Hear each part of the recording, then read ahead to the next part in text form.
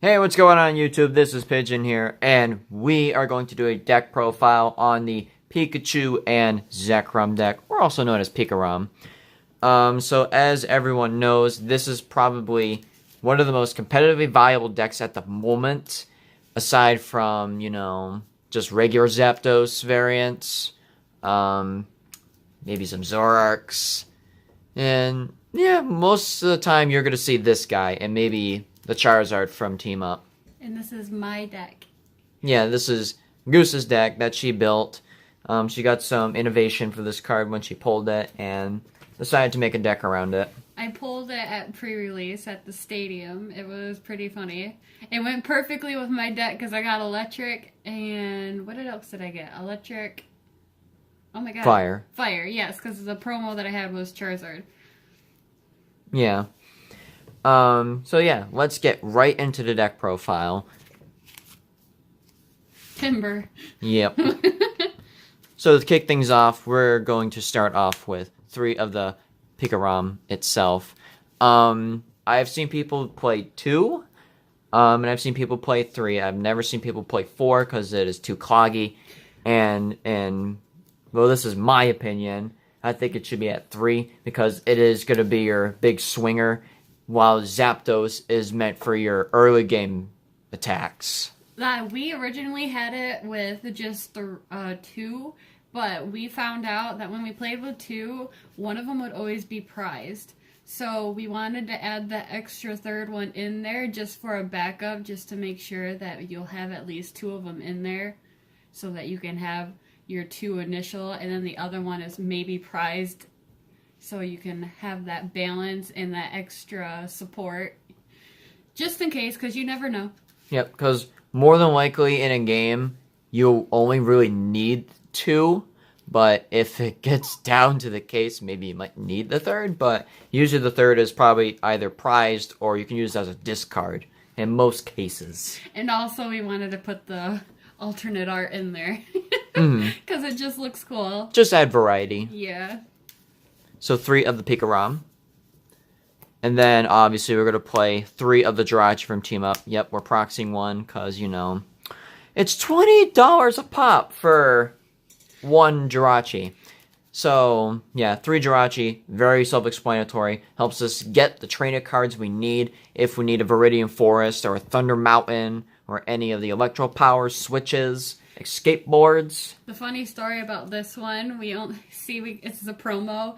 We went to GameStop and Pigeon found 2 team-up boxes and he's like, oh my god, what if there's a Jirachi in there? And we got a Charizard and a Jirachi, the two most played ones right now. I mean, no, Zapdos is one of them too. Yeah, I know, but so all 3 of them are playable. The only one that isn't is the Nidoqueen. Yeah, that's true. But Nidoqueen does work.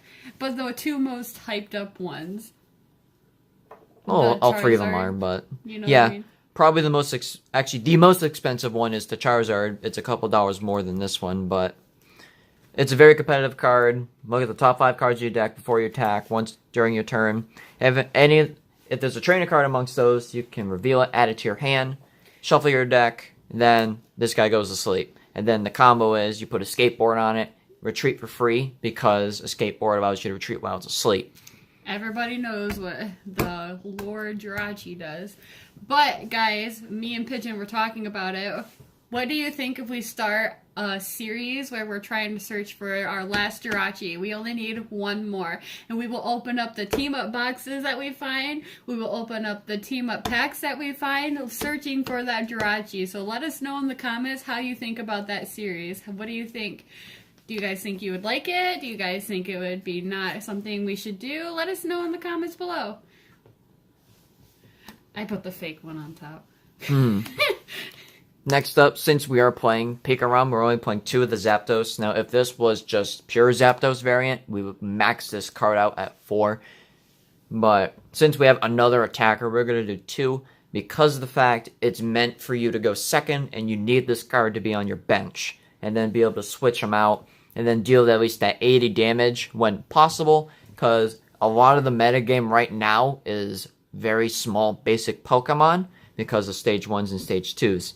So this is a very good card in the very early game. It's even more powerful when Thunder Mountain is out. Everybody knows the famous Zapdos. And honestly, if you wanted to, you could add a third one.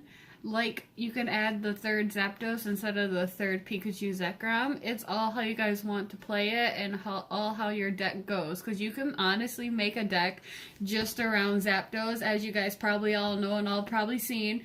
And all watched in Oceania, the Oceania Internationals. Yeah, yep. With Isaiah Williams. Go America.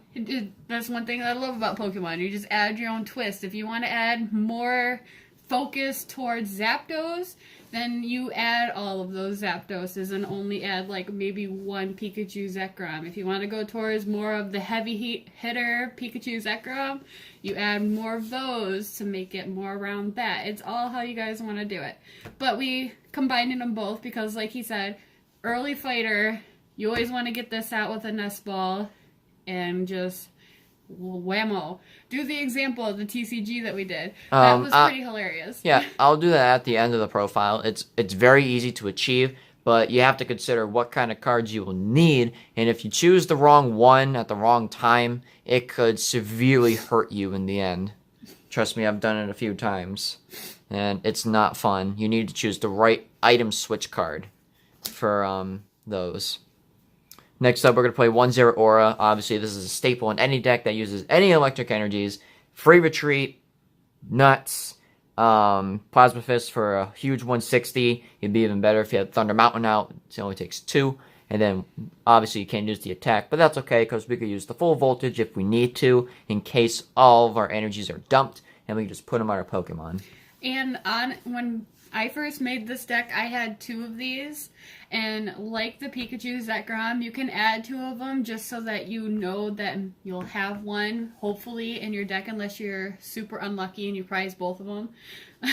Well, because the thing is, the reason there's a low count of this card is because we do not want to get this thing prized. So there's a very slim chance it's going to get prized.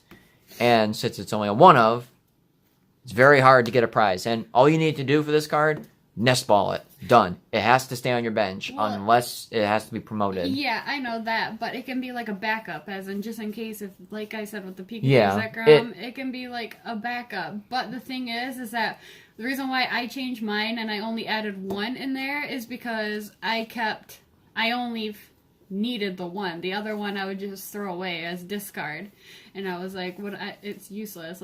Let's add something better that I can actually use in the deck, because I never saw the other one, or I kept just getting rid of it. Next up, 1 Tapu Koko Prism. This is a staple in any deck that uses electric energies. We all know what it does.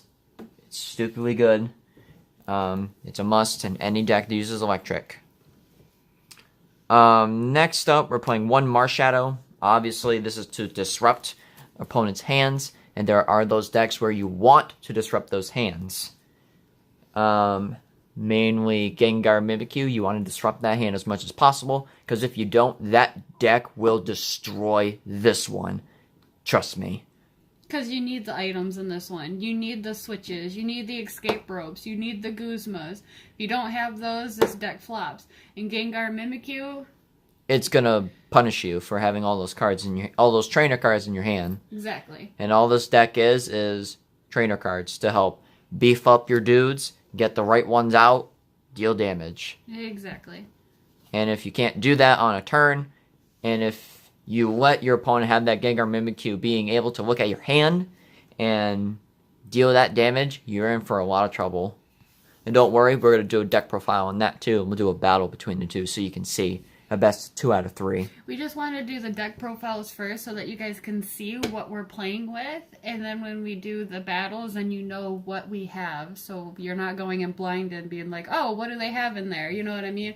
We're going to do the deck profile so that if you guys are watching the battle videos first and you're like, oh, I wonder what's in that deck, then we'll have a link down below so that you guys can see what decks we're playing, so that maybe if you want to try it out in the future, you can. Mm-hmm. And last up, to round up Pokemon, we have the 1 Riker from Shining Legends. This card is mainly to get energies from the discard pile onto your Pokemon. It takes 1, does 30 damage, attach an electric energy from your discard pile to one of your bench Pokemon. It's pretty good, especially in the very early game, and if you play Acro Bikes or anything to get rid of those energies. We're playing Viridian Forest. It's a good way to put them on early enough, and then you could just build up your bigger dudes in case Zapdos isn't there. But it's also good if you do have Zapdos on the bench and you don't have that energy and the other switching cards, you can just do that for assurance.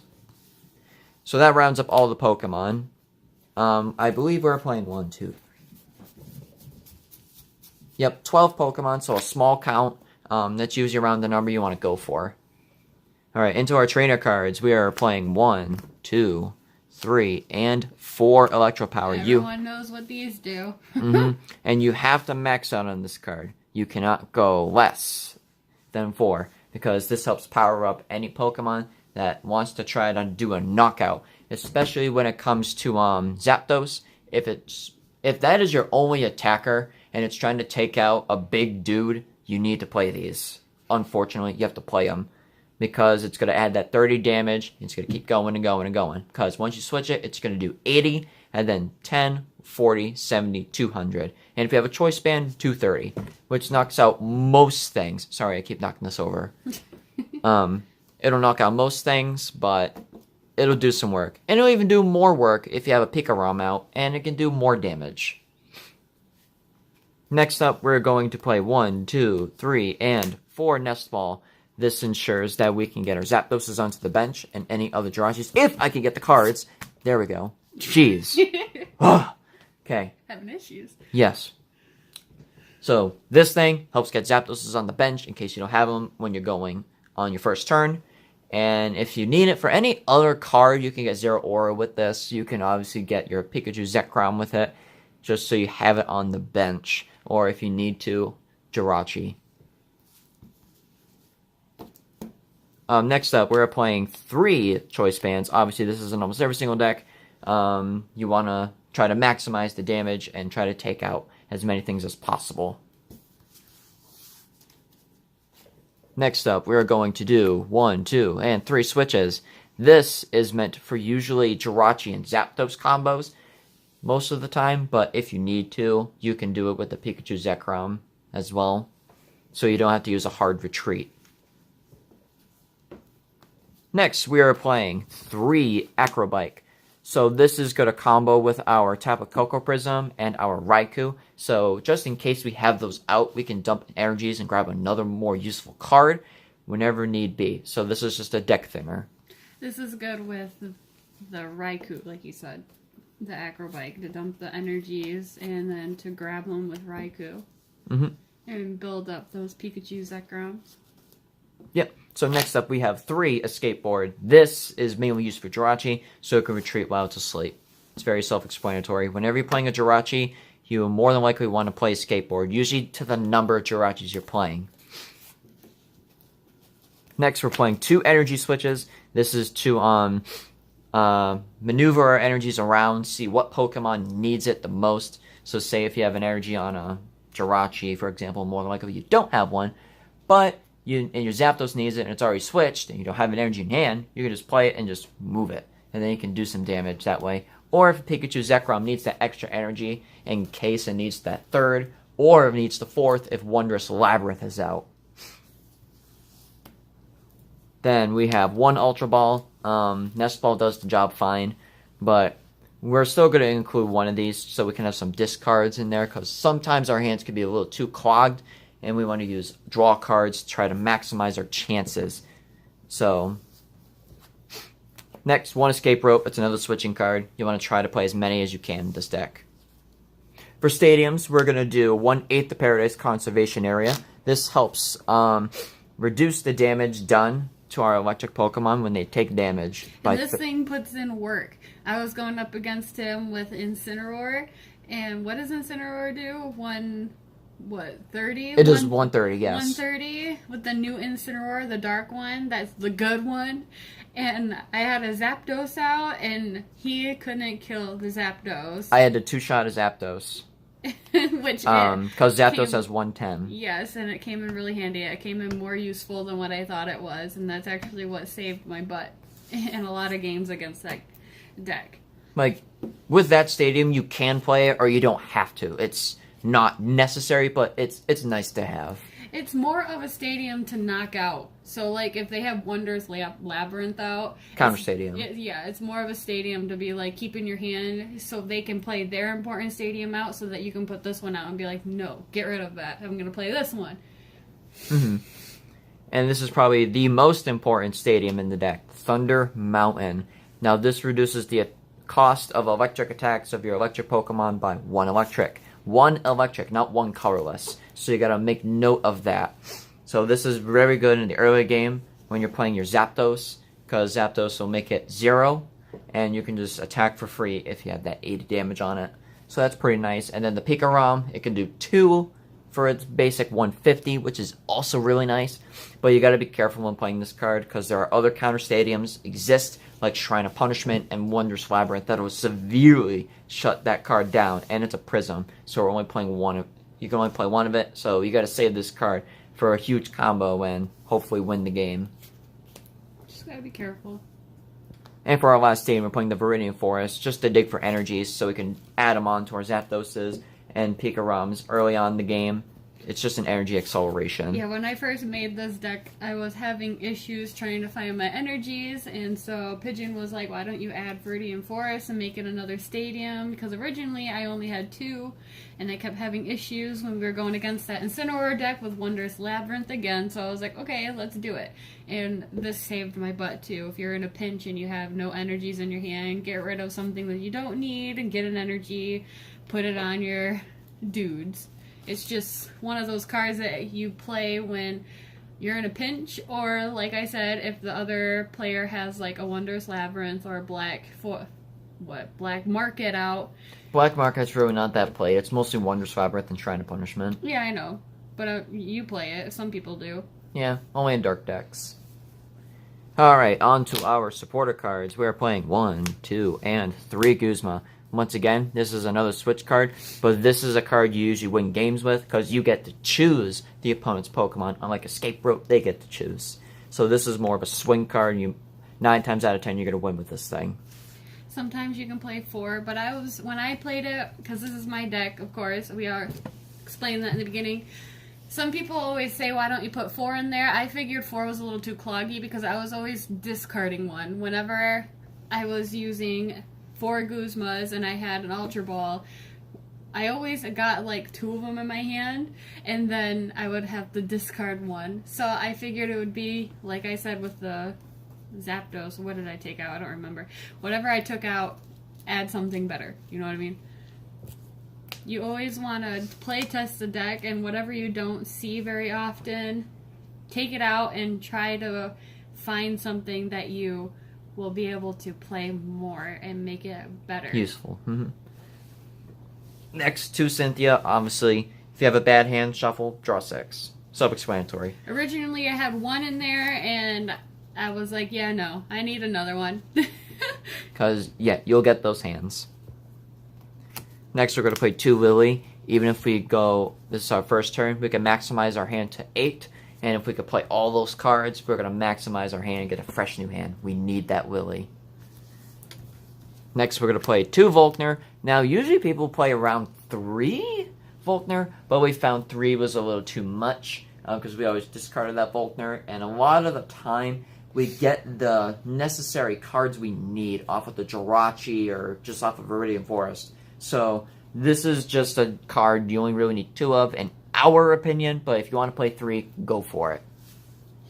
Yeah, like he said, Jirachi basically is a better version of Voltner. It gets you those items, and then Viridian Forest gets you those energies. It's a better version of it. So you're killing 2 cards. Yep, and you're saving your supporter for the turn. Exactly.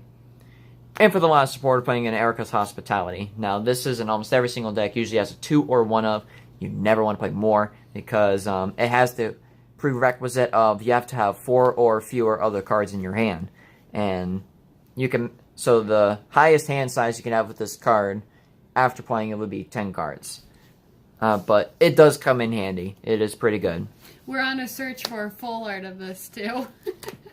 I have a full art collection. Maybe you guys want to see our collection. Like I said, our collection isn't very big because we sell our cards because we like to play Standard, and we don't collect the cards just to collect them. We actually collect the cards to play them. So if a set is rotating, we will sell it and get something that we want for the new rotation, for what's actually in Standard rotation. So hopefully, you guys just comment down below and see if you want to see, you know, see our, what is it? Collection. Our collection. I have a collection of full arts because the full art supporters are my favorite, which I don't have very many because, as we all know, full art supporters are harder than heck to pull.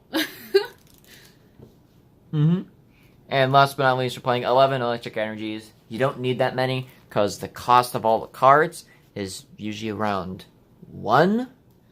And other cards help reduce the cost. And the Pikachu Zekrom just puts more energies onto Pokemon by just deck thinning them. So you don't really need that many. So 11 is usually a good number. And that is the deck itself. And now there are very few combos with this deck you can do. I will have Goose show you what these combos are. They're very easy to achieve, but you gotta make sure to pick the right switch card in the right time, because it does matter. So I'm gonna let Goose take the floor with this. Alright,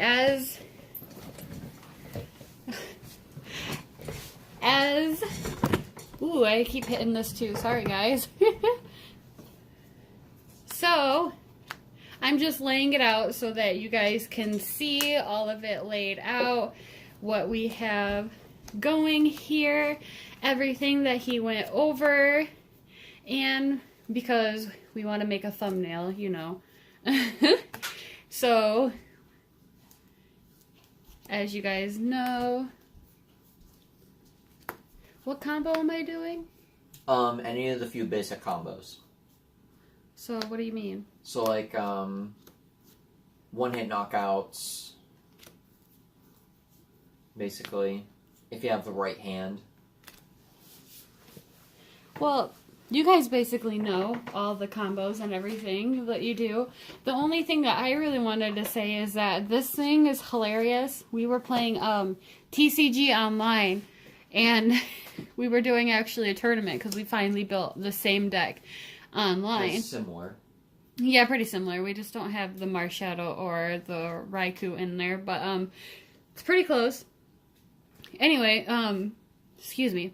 We the guy only had a basic out, and it was pretty funny. Yep, Squirtle. Yeah. The grass Actually, it happened twice in the same tournament. Tournament.